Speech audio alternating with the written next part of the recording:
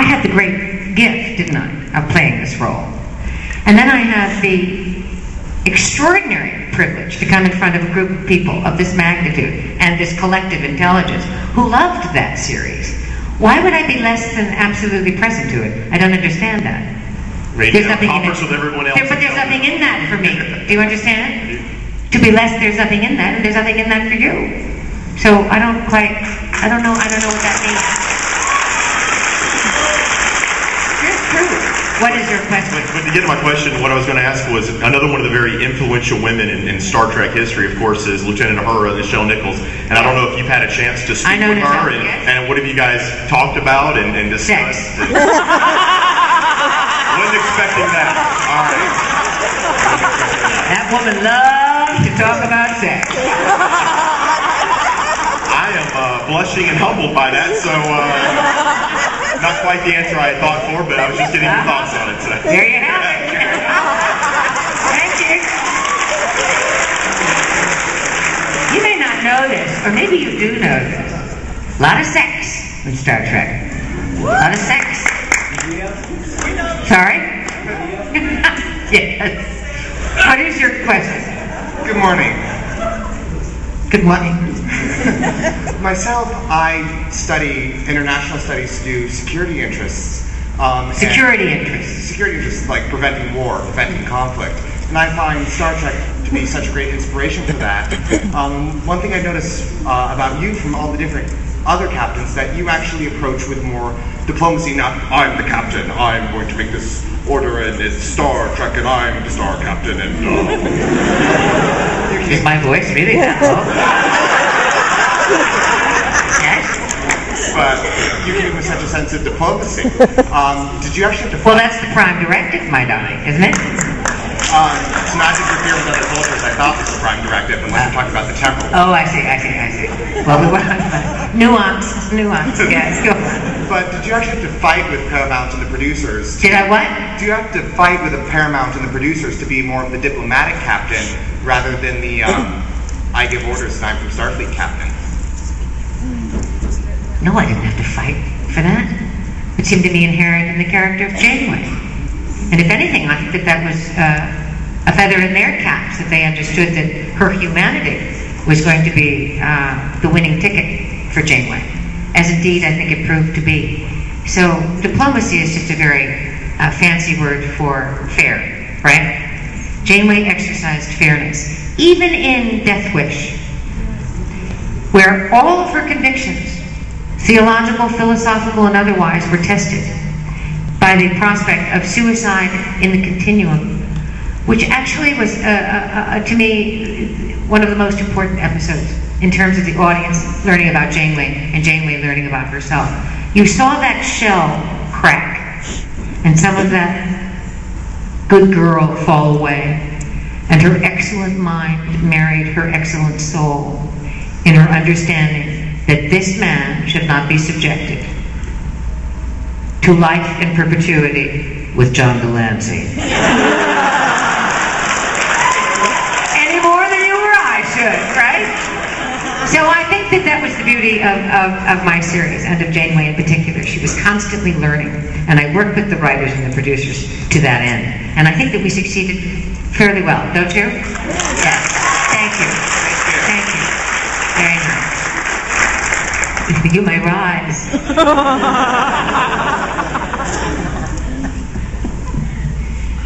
Yes. There is an unfortunate segment of fandom that is much more critical of Janeway than of any of the other captains. No. Some of you may have seen it on the internet, yes. Surely you jest.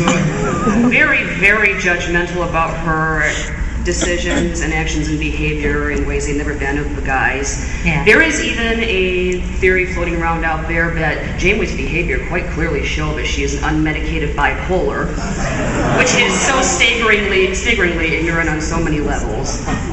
And you must have something to say about that. I am not, no. Oh, okay. Okay. Do you have a question or?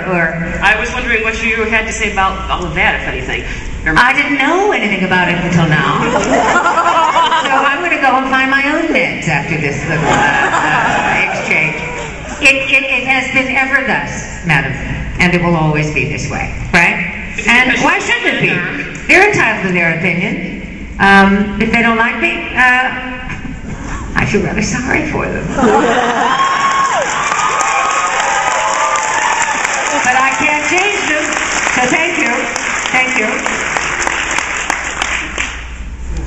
I'd be surprised if women were in that group there. Are there women in that group? Unfortunately, yes. They're wrong. What kind of women? Well, that's really stunning to me, don't you think? What kind of woman would not want to see a woman in the sea? Oh, it's just me they didn't want to see in the sea. What kind of woman? Hello, don't you look great? Thank you. Huh? What is that on your little hat? It's a little hat. TV and television movies tend to be kind of stale. They're kind of patriarchal. They act like men. It's not really very dynamic. And what I loved about Janeway was that she was very feminine and tough and caring, and she touched other people physically, and it was very different than most other women leaders on TV. And was that written that way? Was that you? That was me.